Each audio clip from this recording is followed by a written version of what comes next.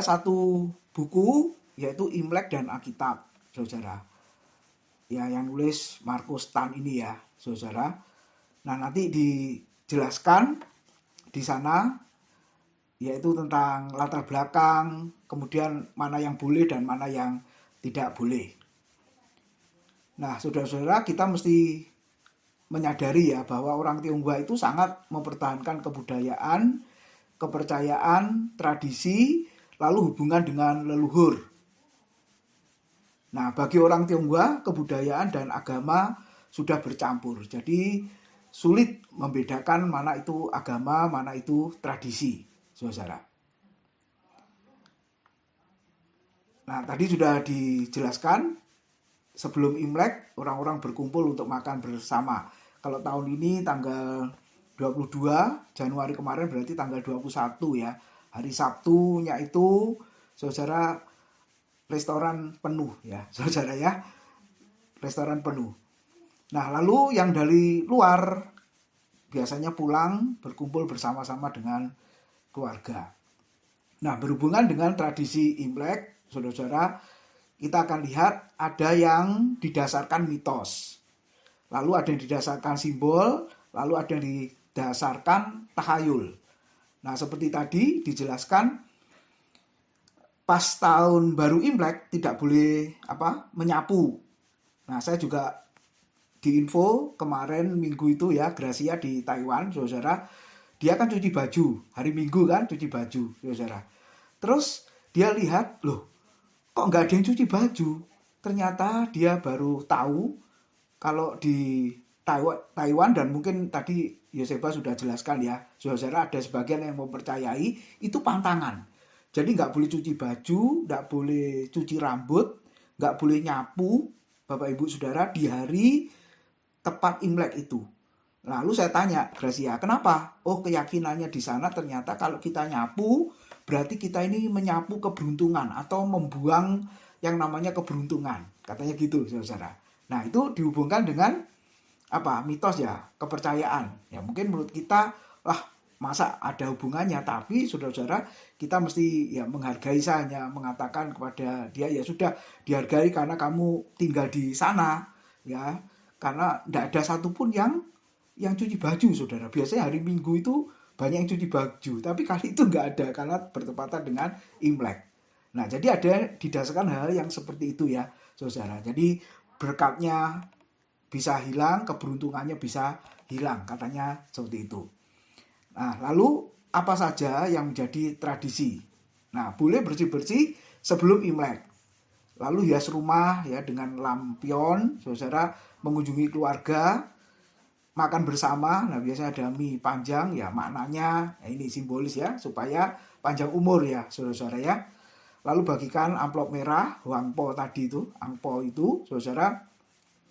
Nah, itu pun juga ada keyakinan juga kan, saudara, kalau anak-anak diberi amplop itu merah itu supaya dijauhkan dari roh-roh jahat. Nah, ada keyakinan seperti itu.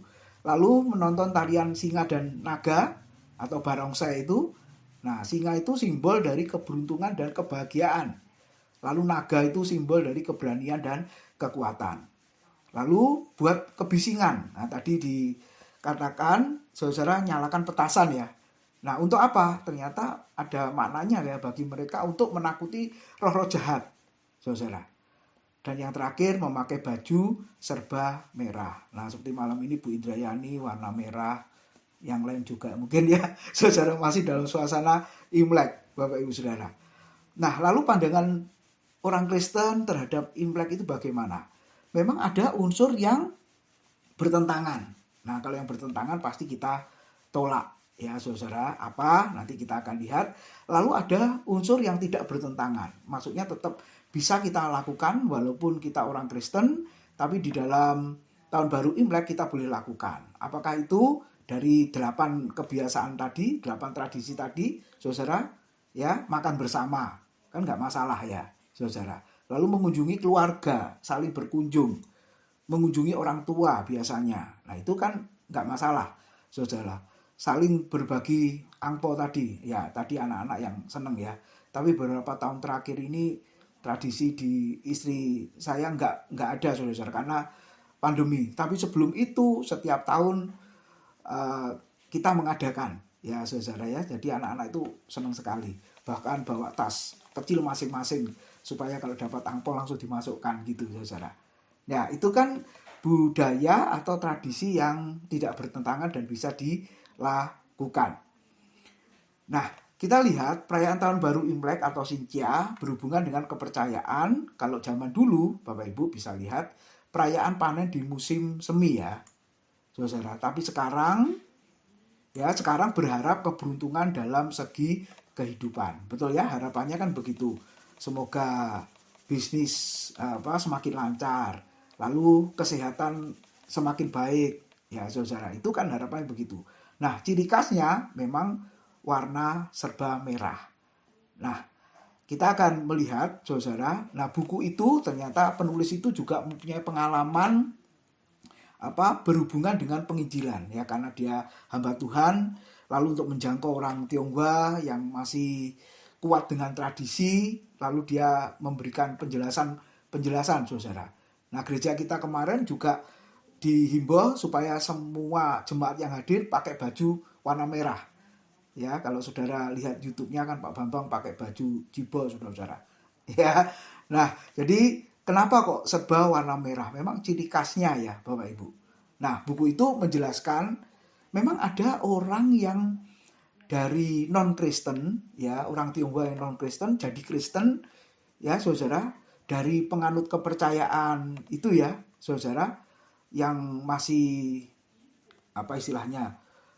tradisi yang bercampur dengan agama itu tadi, itu bisa menjadi Kristen karena diberi pemahaman ini, saudara. Ya, buku itu menjelaskan, nah mengapa kok warna merah?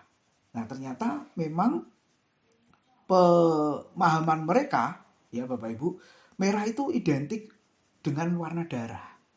Nah, yang diyakini, nah ini yang luar biasa ya, membawa keselamatan, perlindungan, berkat, dan kebahagiaan. Ya, saudara, kenapa kok merah? Ya ini, mereka meyakini bahwa merah identik dengan darah yang membawa keselamatan, perlindungan, berkat, dan kebahagiaan.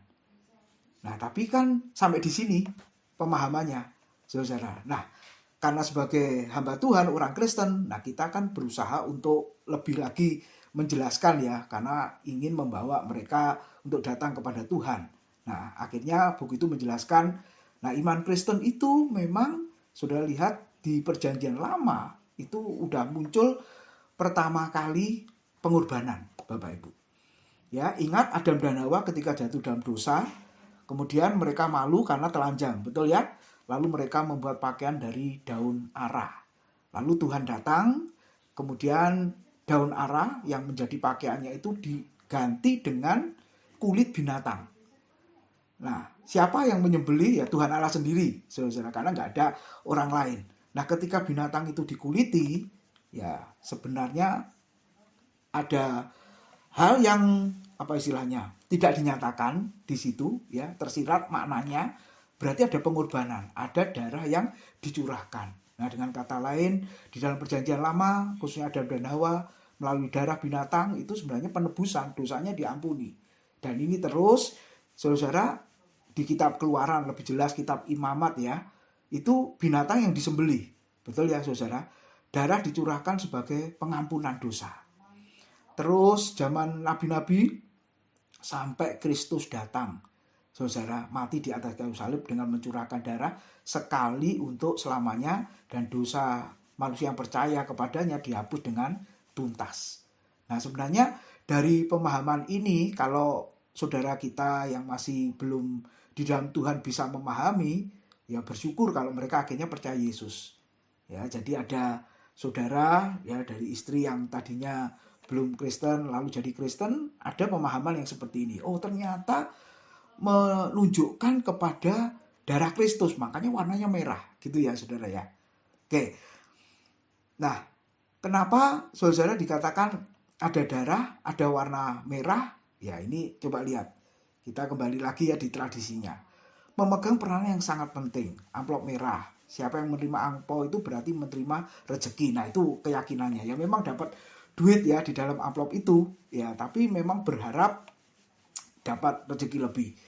Lalu undangan juga kalau pernikahan juga warna merah. Ya, ini zaman dulu ya. Sekarang juga masih berbau merah-merah juga ya, saudara.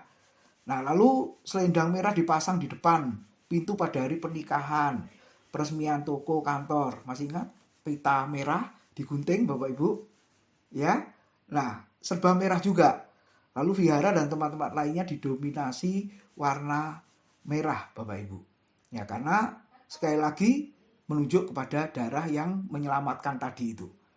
Nah, secara teologis kita bisa memahami surat Ibrani 9, 13, 14 ya mengatakan, sebab jika darah domba jantan dan darah lembu jantan dan percikan abu lembu muda menguduskan mereka yang najis sehingga mereka disucikan secara lahiriah, betapa lebihnya darah Kristus yang oleh roh yang kekal telah mempersembahkan dirinya sendiri kepada Allah sebagai persembahan yang tak bercacat akan menyucikan hati nurani kita dari perbuatan-perbuatan yang sia-sia supaya kita dapat beribadah kepada Allah yang hidup. Jadi saudara, kita melihat ya menuju kepada darah Kristus. Kalau dalam perjanjian lama darah kambing domba saja bisa mengampuni dan menguduskan ya orang-orang dalam perjanjian lama, betapa lebihnya darah Kristus untuk orang Kristen perjanjian baru ya, saudara. Lalu Ibrani 9 ayat 21-22. Dan juga kemah dan semua alat untuk ibadah dipercikinya secara demikian dengan darah. Dan hampir segala sesuatu dicucikan menurut hukum Taurat dengan darah. Dan tanpa penumpahan darah tidak ada pengampunan. Sama seperti keyakinan awal mereka tadi, Bapak Ibu, bahwa merah identik dengan darah yang di dalamnya ada keselamatan. Nah, kita hubungkan dengan darah Kristus ya, Bapak Ibu, bahwa tanpa darah Kristus tidak ada pengampunan dosa juga. 1 Petrus 1, 18-19. Sebab kamu tahu bahwa kamu telah ditebus dari cara hidupmu yang sia-sia yang kamu warisi dari nenek moyangmu itu, bukan dengan barang yang fana, bukan pula dengan perak atau emas, melainkan dengan darah yang mahal, yaitu darah Kristus yang sama seperti darah anak domba yang tak bernoda dan tak bercacat. Lalu 1 Yohanes 1 ayat 7. Tetapi jika kita hidup di dalam terang, sama seperti Dia ada di dalam terang, maka kita beroleh persekutuan seorang dengan yang lain, dan darah Yesus, anaknya itu, menyucikan kita daripada segala dosa.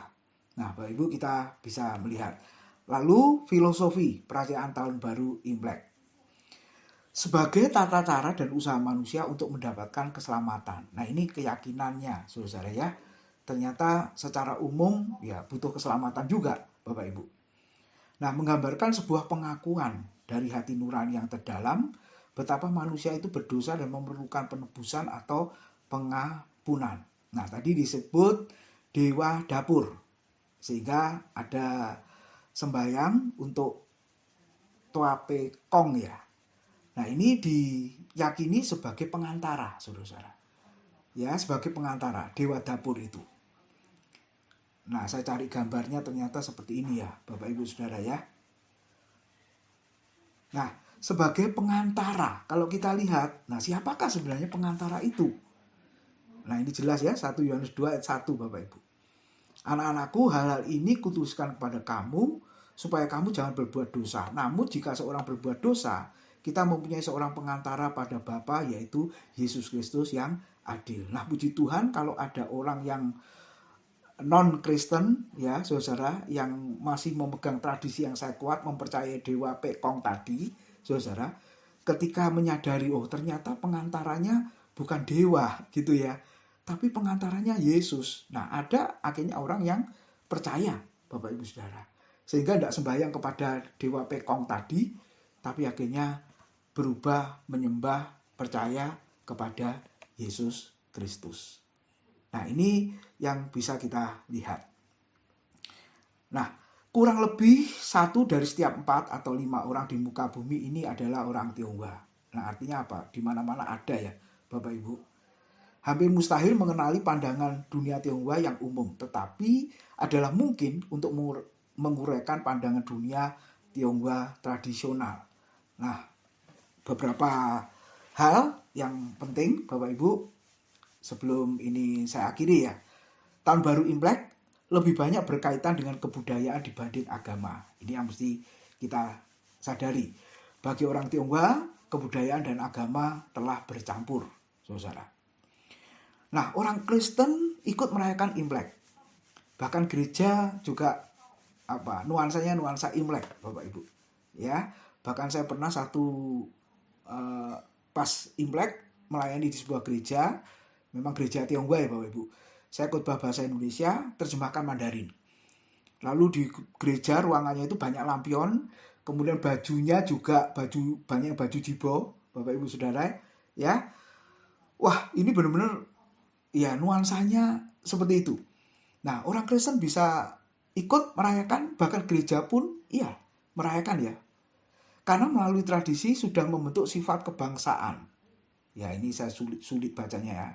Saudara mungkin Bapak Ibu yang bisa baca, yaitu suatu spirit yang sudah kita terima melalui tradisi kebudayaan kehidupan sehari-hari. Jadi merayakan Imlek adalah juga merupakan suatu kebudayaan atau tradisi. Ya, lepas dari mitos, lepas dari takhayul, ya lepas dari simbol-simbol itu tadi, Bapak Ibu. Nah, sulit mengatakan bahwa karena kita telah menjadi orang Kristen lalu kita tidak merayakan Imlek. Betul ya Bapak Ibu ya, saudara? Kalau itu terjadi berarti kita sudah menjauhkan diri dari menjadi orang Tionghoa. Karena kenyataannya memang orang Tionghoa. Ya, sebab kita ini orang Tionghoa dan sekaligus sebagai orang Kristen. Jadi sekali lagi sulit menghilangkan itu Bapak Ibu. Nah, sekarang batasannya apa? Ini yang penting. Terkait dengan penyembahan menghormati leluhur yang sudah meninggal. Ya, jelas Alkitab tidak mengajarkan. Menghormati orang tua selagi mereka masih hidup. Betul ya Bapak Ibu? Lukas 16 kemarin tentang orang kaya dan Lazarus setelah meninggal kan saudara ada di tempat yang berbeda dengan yang ada di dunia. Ya sudah nggak bisa apa-apa, nggak ada hubungannya lagi di sana. Ya, oke. Kemudian orang Kristen menghormati orang tua selagi masih hidup. Ini perintahnya jelas ya. Hei anak-anakku, hormatilah orang tuamu supaya kamu berbahagia dan panjang umurmu di bumi yang diberikan Tuhan. Ya, jadi kalau untuk menghormati leluhur, ya istilahnya ada penyembahan di situ, ya jelas kita tidak bisa ya melakukannya, Bapak Ibu. Lalu terkait dengan penyembahan dewa-dewa, saudara.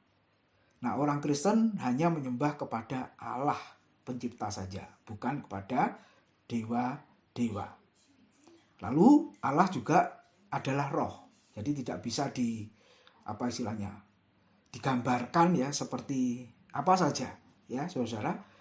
Nah, Allah yang adalah roh itu menyatakan diri di dalam Kristus, Natal yang kita peringati kemarin. Nah, kebiasaan merayakan Imlek, saling berkunjung, makan bersama, berbagi angpau. Nah, ini harapannya ya, selalu berkata meninggalkan yang lama, lalu menjemput yang baru, berharap keadaannya lebih baik dibanding sebelumnya. Ya ini kan nggak masalah ya Bapak Ibu, memang kita keinginannya seperti itu. Jadi ini yang harus diingat Bapak Ibu. Kristus adalah jalan keselamatan. Darah Kristus yang sudah dicurahkan di atas kayu salib itu yang membawa kita kepada keselamatan. Dan yang kedua, ini yang penting, Kristus adalah sumber hidup yang berkelimpahan. Ya, jadi bukan hal-hal yang lain. Oke, Tuhan